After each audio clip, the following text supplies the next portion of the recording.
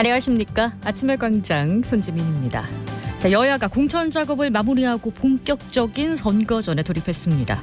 어제 국민의힘은 선대위 첫 회의에서 민생 전략을 강조했고 더불어민주당은 총선 후보자 대회에서 승리를 다지면서도 신중함을 당부했습니다. 대구에서는 여당의 국민 추천과 막판 전략 공천이 지역의 민심을 바로 읽지 못했다며 파열음이 나오는데요. 오늘 TK 광장의 결투에서 정치권의 주요 이슈 짚어봅니다.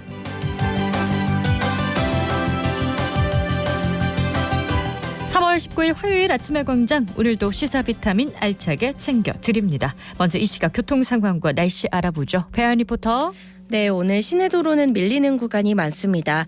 달서대로 문화대 삼거리에서 신당내거리 방향 신호주기에 따라 밀림과 풀림 반복하고요. 신천대로 침산교에서 연암내거리 방향 좌회전 차량은 침산교에서 신호 3번 받으셔야겠습니다. 중앙대로 산격청사내거리에서 대구역 내거리 양방향은 가다서다를 반복하고 있고 성서동로 조달청 내거리 지나면서 이곡역 내거리 방향은 차간거리 좁혀 이동 중입니다. 검단로 검단내거리에서 복현오거리 방향 복현오거리에서 신호 2번 받으셔야겠고 월곡로 상인내거리에서 남대구 나들목 방향 상인고가차도에서 교통량 많습니다. 매천로 매천대교에서 신천대로 서대구 나들목 방향 우회전하면서 가장자리 차로에서 5톤 화물차 고장으로 정차 중이고 동북로 공산수원지 삼거리에서 산격중학교 삼거리 방향 끝차량은 신호 한 번 더 받으셔야겠습니다. 오늘 대구와 경북의 대기가 많이 건조합니다. 현재 경북 일부 지역을 제외한 대구와 경북 대부분 지역에 건조주의보가 이어지고 있는데요. 오늘은 대체로 흐리고 곳곳에 비가 내리는 곳도 있긴 하지만 비의 양이 적어 건조특보는 유지될 것으로 예상됩니다. 외출하실 때 작은 우산 챙기시기 바랍니다. 오늘 아침 대구의 기온은 8도로 어제보다 높게 출발했는데요. 낮 최고 기온은 대구는 15도로 어제보다 3도가량 낮겠습니다. 현재 대구의 기온은 9도, 습도는 47%입니다. 지금까지 배아연이었습니다.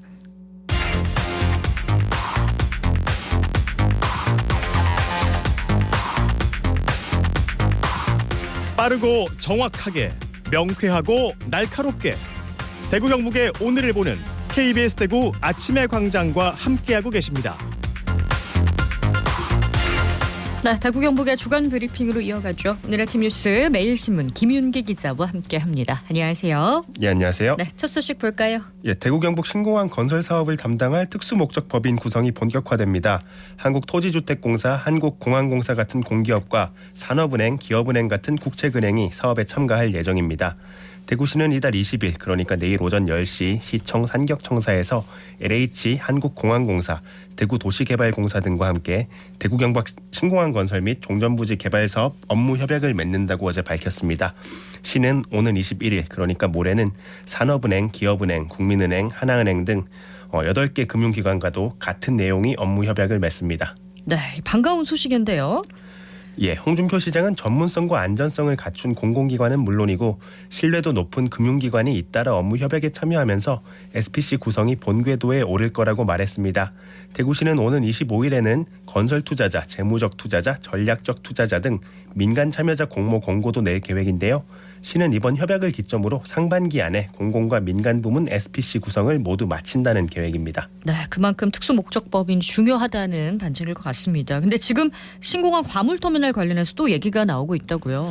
예, 복수화물터미널 설치안 검토로 일단락됐던 대구 경북 신공항 화물터미널을 둘러싼 갈등은 재점화하는 모습입니다.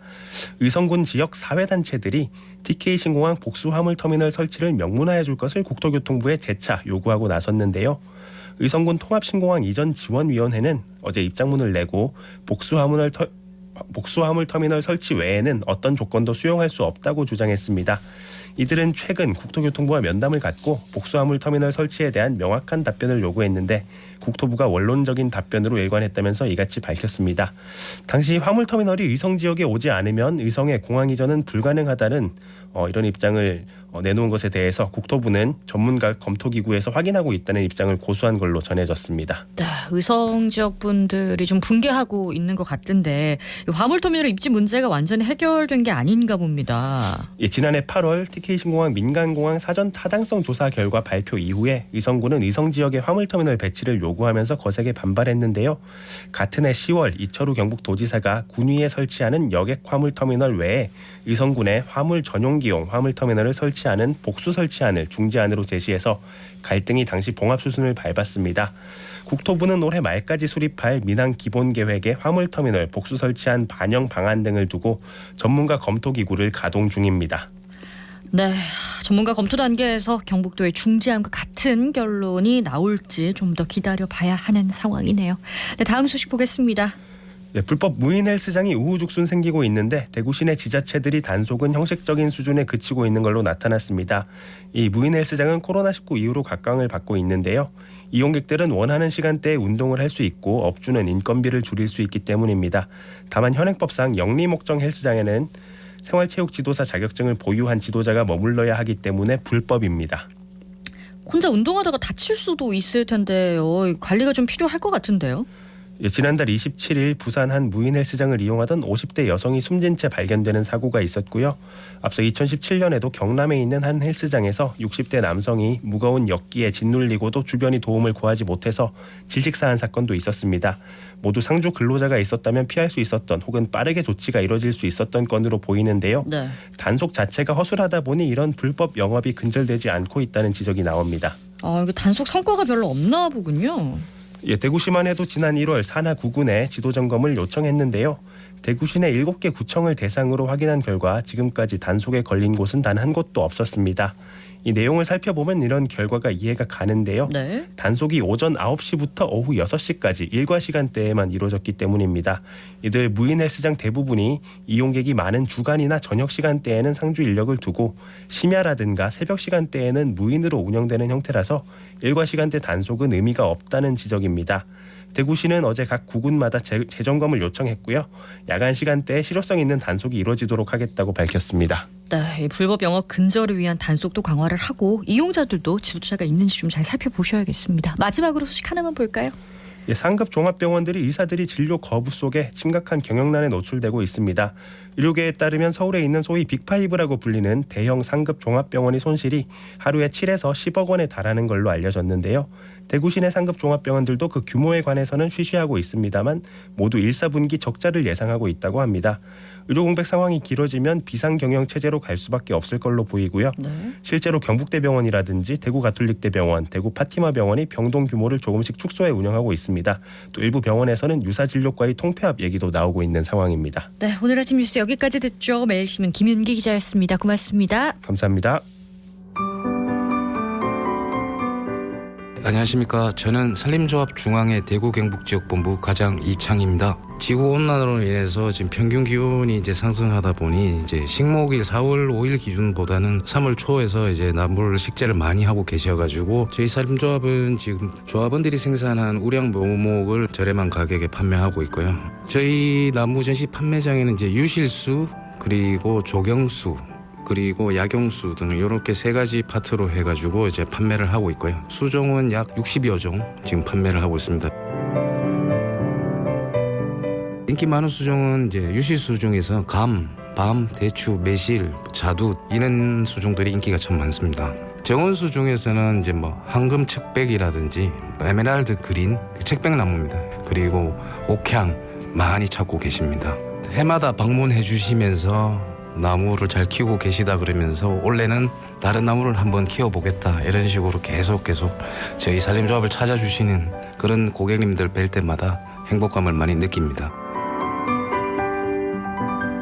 산림조합 나무 전시 판매장을 방문하시면 산림경영 지도원이 배치되어 있습니다. 그분들이 나무 관리하는 방법과 식재 요령 이런 부분들을 이제 설명드립니다. 나무를 심고 싶으신 분들은 저희 산림조합 방문하셔가지고 묘목 많이 구매 좀 부탁드리겠습니다.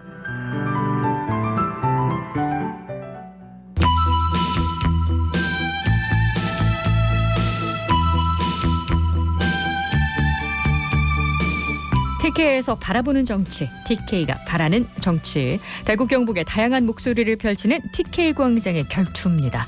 자, 오늘 수성구의회 김경민 부의장 나오셨고요. 안녕하세요. 안녕하세요. 네, 북구의회 오영준 의원 나와 계십니다. 안녕하세요. 안녕하세요. 네, 지금 대구 경북 공천이 마무리가 됐잖아요. 이 얘기부터 좀 해야 될 것 같습니다. 총평은 좀 나눠볼까 하는데요. 전체적으로 보면은 공천 과정에서 가장 큰 이슈는 막말 논란이 아닐까 싶습니다. 뭐 양당 다 좀 이슈가 있기 때문에 한 번씩 좀 얘기 들어볼까요? 저는 말로 흥한 자, 말로 망한다고. 네. 말로 시작해서 떴던 분들이 또 말로서 이렇게 퇴장하는 걸 보면서 말 조심해야겠다. 약간 한 줄로 하면은 좀 그런 걸 좀 많이 생각이 드는 거였던 것 같습니다. 이게 정치인의 막말은 무엇인가라고 생각을 해보면 네. 이 공적인 공간과 사적인 공간을 구분해야 된다라고 말씀하시는 분들이 계세요. 네. 그런데 제 생각은 적어도 정치적 책임이 있는 개인, 이 정치인에게 부여되는 시민들의 수요와 바람을 저버리는 게 이 막말 논란의 핵심이 아닌가 싶거든요. 사실 그 막말의 이 층위에도 분명한 선이 있습니다. 시민들이 이제 어느 정도 알아주는 약간 이해해주는 그런 선이 있습니다. 이 왜곡된 역사인식 혹은 특정 집단에 대한 강력한 혐오가 드러나는 그런 말들은 단순히 상대를 비판할 때 실언을 하는 것과는 명백히 다르다고 시민들이 아시는 거거든요.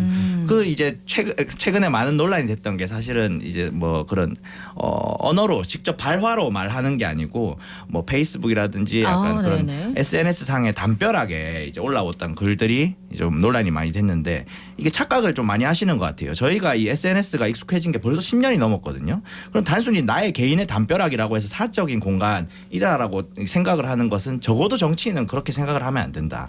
모두가 볼 수 있는 공간이고 모든 언론들이 주목하고 있는 공간인데 거기다가 이제 물론 이제 한 10년 전에 그런 워딩이더라도 적어도 본인이 정치적 책임을 진다고 했으면 그것까지 다 지우고 얘기를 또 생각이 바뀌었다고 하니까 그런 것까지 조치를 했어야 맞다. 그렇게 보여집니다. 그럼 조치가 좀 미흡했다라고 보시는 건가요? 그렇죠. 근데 저는 그렇게 생각해요. 정치인이 사실은 말하는 거에서 두려워하면은 사실 정치를 하면 안 된다고 생각을 하거든요. 근데 지금 시대는 사실 SNS나 매체가 발전이 되면서 이제는 잊혀질 권리라고 하잖아요. 네. 내가 한번 표현한 의견에 대해서는 계속 지워지지 않고 확대 재생산되기 때문에 정치인으로서 얘기했던 말에 대해서 책임질 자신을 가지고 이게 시대에 따라서 그 말에 대한 평가는 엇갈릴 수밖에 없다고 생각하거든요. 그렇기 때문에 지금 말로 인해서 어떠한 영향을 받고 또 말로 인해서 피해를 본 분들은 그 말을 함에 있어서 내가 이게 어떻게 또 바뀔 것인가를 계속 생각하고 말해야 되기 때문에 정치인으로서의 무게를 좀 더 가져야 되지 않을까 생각은 합니다. 그렇습니다. 이게 다 발자국이 남거든요. 그렇죠. 그 말이라는 것 자체에 이제 사람들이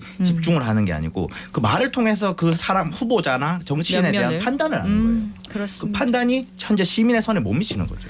네, 그래서 이제 막말 논란으로 공천이 취소된 분이 우리 지역에 있습니다. 제구 중남구의 도태우 후보인데 이 후보가 이제 무소속으로 출마를 한다고 해요. 그리고 그 이제 빈 공간에 빈 자리는 김기웅 전 통일부 차관이 공천이 된 상황입니다. 이거 어떻게 펼쳐질 걸로 보십니까? 중남구 아무래도 좀 주목을 받는 지역구가 아닐까 싶은데요. 이게 이제 사실은 전에 그러니까 앞서 말했던 것처럼 그런 후보자의 뭐 자질이라든지 진정성 그런 건 자체하고 지금 무소속으로 처음부터 경선에 출마한 최경한 예비 후보에 이어서 중남구의 도태우 예비 후보 그리고 지금 마지막에 컷오프된 동구 군의군 갑의 류성걸 의원 그리고 북구 갑의 정광삼 예비 후보도 무소속 출마를 고심 중인 것으로 알려졌는데요. 이 무소속 출마를 고민하는 후보들의 공통점이 이 시민들의 무소속 출마 요구가 곳곳에서 들린다고 본인들이 얘기를 하는 거예요. 어제자 매일신문 기사를 보면은 북구갑 지역은 이번 총선까지 4번 연속으로 전략 공천 선거구가 됐다. 이 지역을 모르는 낙하산 후보에 불만을 가진 시민들이 무소속 바람을 일으킬 수도 있다. 이런 인터뷰 내용이 실려 있습니다.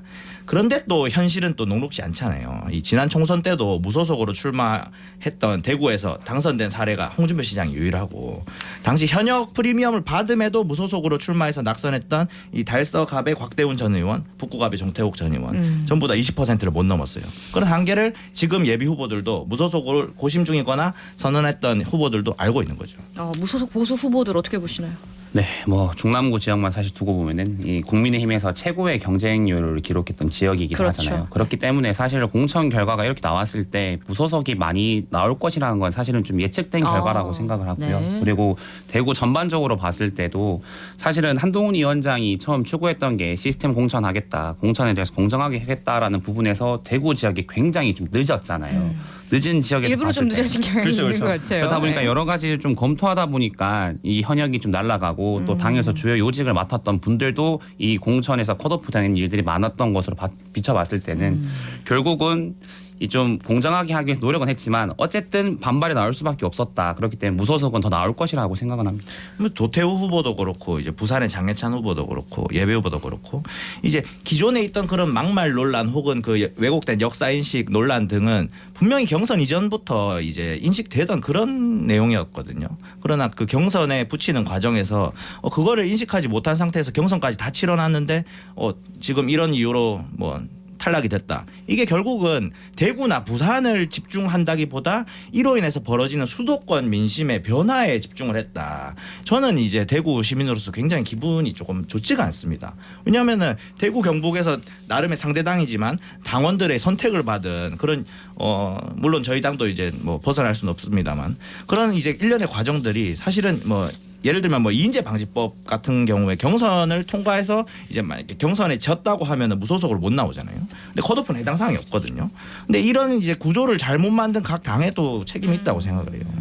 뭐 잠시 당을 떠나 반드시 승리해서 돌아오겠다 이 레토릭이 네네네. 자꾸 이제 그 총선이 끝나고 반복돼. 나서 받아주는 당이 그쵸. 있으니까 나가는 거거든요. 그렇죠. 근데 뭐 우리 당 국힘 입장에서 봤을 때도 사실은 대구가 가지고 있는 상징성이 크기 때문에 그 어느 곳보다도 대구가 공정하고 기회를 많이 좀 균등하게 줄 수 있는 방식이 필요했기 때문에 이러한 것들이 좀 발생할 수 없다고 생각을 하고 또 그리고 사실 양당 입장에서도 이러한 결과는 어차피 반복되고 있잖아요. 민주당에서도 이 비슷한 유형의 일들이 지금 나오고 있고 이 결과는 뭐냐면 결국은 뭐 국민을 위하겠다, 지역 주민을 위하겠다고 하지만 결국 개인의 욕심에 앞서서 그 배지를 하나 갖겠다는 그런 정치인들이 많다 보니까 거기에 대해서 이런 반발들은 계속 나올 수밖에 없다고 생각하는 거거든요. 일단 무소속 후보들이 많이 나오고 있기 때문에 표가 어떻게 분산이 될지 저희가 한번 지켜봐야 될 것 같습니다. 자, 그리고 국민추천제 얘기를 안 하고 넘어갈 수가 없어요. 자, 대구 북구갑이랑 동구 군위갑이었나요? 여기 이제 국민추천 후보가 결정이 됐는데 뭐 민심을 고려를 안 한 게 아니냐라는 얘기가 나오고 있습니다. 왜 그렇게 보시는지요? 아무래도 지역에 연고가 없는 분들이 조금 국민추천제란 이름 아래 좀 갑자기 흔히 얘기 낙하산이라고 하죠. 네. 갑자기 왔으니까 좀 그런 얘기가 많이 나오는 것 같은데 저는 이런 의견에 대해서 한편으로 그렇게 생각을 해요. 사실은 지역에서 여론조사나 이런 것들을 돌렸을 때 현직이나 아니면 예비 후보들이 뭔가 경쟁을 뒀을 때도 뭔가 비등비등한 상황이었고 그렇다면 누가 여기에 대안으로 나갈 것이냐 했을 때 네. 마땅한 후보가 없었기 때문에 그러면 자 우리가 정치 신인들을 발굴해서 지역에 좀 경쟁력 있는 사람을 키워보고 또 국가에 대한 관을 좀 가진 우리 당의 입장에서도 차세대 리더를 좀 만들어보자는 입장에서 이렇게 했기 때문에 이거는 국민의 힘을 떠나서 어느 당이든 간에 이러한 결과가 나올 수밖에 없다고 생각하고 또 이러한 결과에서 낙하산이라 볼 수밖에 없다는 거죠. 인물난을 겪고 있으니까. 네. 지난 3월 4일 방송 때 국민추천제 이제 대상 지역이 예. 대구 지역이 될 것이라고 예상을 했는데 그렇죠. 제가 맞췄습니다. 그렇습니다. 북구갑 동의군갑 지역이 해당이 됐는데 사실은 정치적 기반이 전무한 인물들이 기존의 예비 후보들을 제치고 이 전략 공천을 받았다는 사실 보수 성향의 유권자들뿐만 아니라 해당 지역 전체 시민들의 분노를 자아낼 수 있다고 국민 봅니다. 추천제가 아니라 그냥 전략 공천이다. 이게 왜 그러냐면 전 과정이 전부 다 비공개로 진행이 되잖아요. 아까 말씀을 이제 각 당이 다 책임을 지고 있다고 했는데 적어도 저희 민주당 같은 경우에는 이제 공천 막판에 특정 이제 그 공천 과정이 급하게 변경된 사례, 뭐 강부글이 지금 진행 중이고 서대문구 갑이 그렇게 진행이 됐었죠. 적어도 이제 전 당원 경선 등의 과정을 거치면서 지역 민심 혹은 당심을 좀 여쭙고 결정을 하는 과정이 있습니다. 이제 어떻게 공천되는지 아무도 알 수 없는 시스템은 지도부의 특정 의도가 반영된 이 급조된 제도가 아닐 수 급조된 없다. 제도다. 다음번 총선 때는 보기 힘들 것이다. 근데 뭐 사실은 이게 인사라고 봤을 때 사실 네. 인사에 대한 채용 과정과 기준은 지금 사회에서도 이 점수에 대한 부분과 누가 심사위원으로 들어갔는지도 이 평가되는 부분이 굉장히 비공개고 어렵게 돼 있잖아요. 사실은 누군가가 봤을 때는 이 사람은 좋은 사람인데 누군가가 봤을 때는 나쁜 사람일 수 있다는 개인적인 주관이 있기 때문에 이 부분을 굉장히 비공개할 수밖에 없는 부분이고. 공관위에서도 네네. 분명한 입장을 밝히고 있더라고요. 그렇죠. 그리고 이제 강북을 얘기하셨던 것처럼 사실은 강북 같은 경우도 전국 당원으로 이제 여론조사를 받는 거잖아요. 그러니까 이거는 결국은 그 당이 가지고 있는 지역적 현황과 정서에 의해서 맞춰서 움직일 수밖에 없는 거고 특히 우리 당 같은 경우는 처음 이번에 시스템 공천제라는 걸 만들면서 당연히 여러 가지 조금 그 우여곡절을 겪을 수밖에 없다고 생각하지만 저는 굉장히 잘 가고 있다고 생각은 하거든요. 그렇기 때문에 이게 굳이 꼭 한 당의 특정 내용이다 또는 지역을 무시했다라고는 볼 수 없다고 생각합니다. 그러면 자 이제 북구 갑이랑 동구 군이 갑에 민주당에서도 다 뭐 공천이 받았단 말이에요. 다 이제 대결을 펼치게 될 텐데 민주당은 기초의원 출신이죠. 그렇죠. 이러면 뭔가 차별화를 주게 되겠죠? 북구갑의 박정희 예비후보, 동구 군위군갑의 신효철 예비후보, 저 각각 북구의회, 동구의회 8대 의원이었고 네. 중남구의 허소 예비후보 역시 대구 민주당 지역위원장으로서 활동을 해왔습니다. 대구에서 두 번째 출마고요. 네, 대구 기반이 있다. 이렇게 상반된 이 세 지역구의 그 국민의힘 예비후보 3명의 공통점이 네. 각 지역에 대한 정치적 기반이 전무하다. 아까도 그런 그 중요한 이제 그 국민 추천제라는 과정을 통해서 이제 결정이 됐다고 하시지만은 결과를 봤을 때 우리가 귀납적으로 좀 생각을 해보자면 과연 제대로 된 이 준비가 가능한 후보들일까? 중앙당에서 그거까지 신경 썼을까? 지금까지의 네. 선거 사례들을 봤을 때. 라고 생각을 해보면은 결국에는 수도권 민심 결국엔 그거 하나밖에 나오지 않는다. 저는 이제 만약에 제가 보수 성향의 지지자로 가면은 굉장히 자존심 상할 것 같아요. 특히 대구 경북 지역에. 네, 사실 뭐 이렇게 후보군 내신 거에 대해서 개인적으로 봤을 때는 사실 저도 조금 좋다고는 생각해요. 왜냐하면 지역의 구의원 출신이고 기초의원을 좀 선호하는 출신이고, 그렇죠. 그리고 지역을 잘 알기도 하고 네. 그렇기 때문에 이렇게 추천한 부분에서는 굉장히 좋다고 생각하는데 근데 반대로 좀 다른 얘기일 수는 있겠지만 이낙연 후보 같은 경우는 광주로 가셨잖아요. 결국은 이제 강세를 보이는 지역에 대해서는 상징성을 두고 있기 때문에 그 경쟁력을 발굴하는 것들이 굉장히 중요하다고 생각을 하고 국회의원을 사실 좀 개인적으로 그렇게 생각해요. 지역을 잘 발전시키는 것도 중요하지만 나라국이라는 한자가 붙잖아요. 그 말은 국가를 대표해서 이러한 정책적인 아젠다를 만들어 간 부분이기 때문에 지역도 챙기는 것도 중요하고 이 국가관을 가진 사람도 중요하고 균형 있는 사람을 뽑는 것이 굉장히 중요하다 생각하거든요. 그렇기 때문에 우리 당에서도 좀 많이 고심을 했다. 뭐 이 정도라고 생각합니다. 큰 정책을 끌어나가기 위해서 어쩔 수 없는 선택. 그 말씀에 100% 동의합니다. 그래서 제가 생각했을 때 이 지역 기반이 없더라도 정말 중량감 있는 정치인이 만약에 북구갑, 동구 군위군갑에 왔었으면은 그 나름대로 비판 지점이 있었지만 지금보다는 훨씬 덜할 거예요. 지역 시민들이 지역의 주민들이 훨씬 더 원활하게 지역 받아들였을 주민들 거라고 받아들이기에는 조금 약한 생각했습니다. 후보가 아니냐 예. 라는 얘기 해주셨습니다. 자 그리고 이제 공천에 이어서 비례대표 후보 발표가 됐거든요. 자 일단은 TK 후보들이 얼마나 입성할 수 있을 것이냐 이게 문제인데 순번이 약간 밀린 느낌이 있는데 어떻게 보시는지. 더불어민주연합 국민의미래 비례순번의 네. 지금 공통점이 TK 홀대 혹은 패스 정도로 이제 읽혀지는데 네. 더불어민주연합의 경우는 준연동제 제도의 본 취지를 좀 살리기 위해서 앞순번에 시민사회 추천 등이 들어가서 그렇다고 네. 볼 수 있습니다. 근데 이제 국민의미래 같은 경우에는 강력한 지지 기반인 대구 경북 이제 기반 인사 중에 네. 지역구로 당선되기 힘든 배경이나 사정을 가지신 분들이 있잖아요. 그런 분들을 비례 이제 대표로 이제 또 올리는 게 그 각 정당의 역할인데 네. 그렇게 훌륭한 인재를 발굴해낼 필요성이 분명히 있었는데도 노력을 하지 않았다. 이 대구 경북 기반의 그런 인재들 그 점에서 좀 아쉬운 점이 있었습니다. 그리고 또 주기한 그 전 국민의힘 광주시당 같은 경우에 광주시당 위원장 같은 경우에는 24번 번호를 받고 이 호남에 대한 배려가 없었다.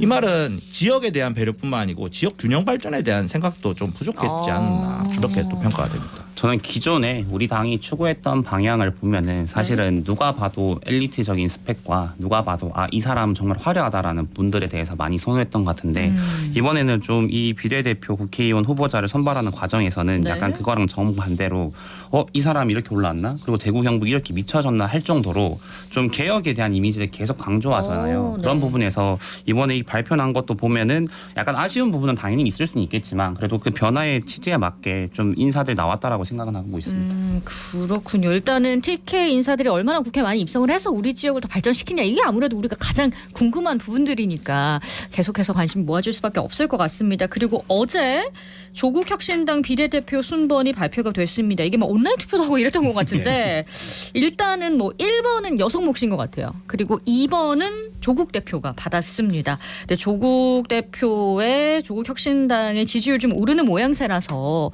아무래도 양당의 부담이 더 커질 것 같은데 총선에 미칠 영향은 어떻게 보시는지. 이 조국혁신당 역시 창당한 지 한 달도 안 된 정당이잖아요.